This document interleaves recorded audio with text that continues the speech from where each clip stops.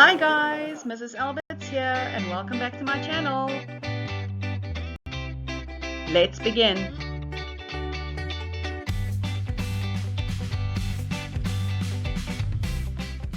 Let's look at our 3-minute revision for HEKS van HEXRIVIER. So this poem is based on a true story that played off in this area of the Western Cape. So let's look at our original ghost story. So the story goes that in this area of the Western Cape, there lived a young girl called Elisa Meyring.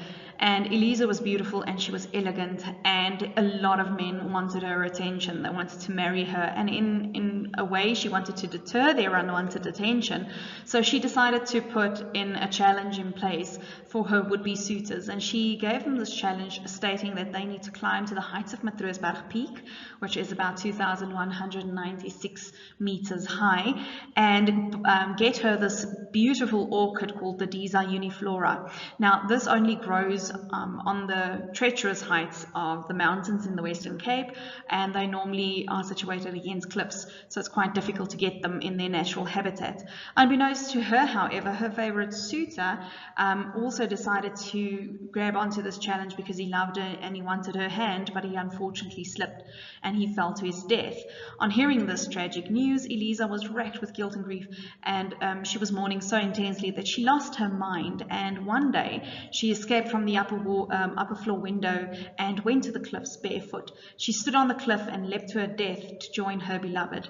Another version states that she fell out of the window, but that's not as romantic. Now, from this sad story, a legend grew, and it said that at full moon you can see Elisa's spirit. She's found wandering the mountain slopes of Matroosberg, searching for her lost love. There's also part of the story where you can hear her call to him and he calls back from the depths.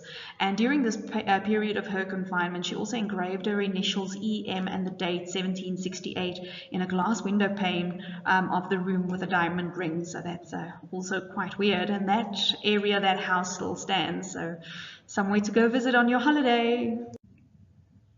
So the mood of your poem here has to do with disbelief, shock, you've got sadness, you've got disappointment. Your tone has to do with love, being in love, that expectation of something to happen, and then the sorry and the sadness afterwards. Your outer build of this poem has to do with intertextualiteit, meaning that it is based on original written work, or in this case an oral telling of a story through generations.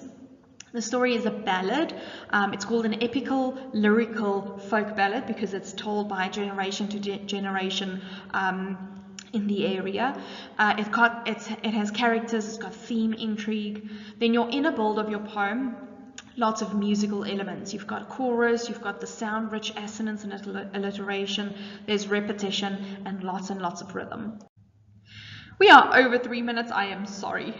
So you've got progression, where it starts in the beginning of the story, you get to know the characters, the challenge is set, you have the guy going to fetch the flower, he dies, and then how she struggles with his death later on.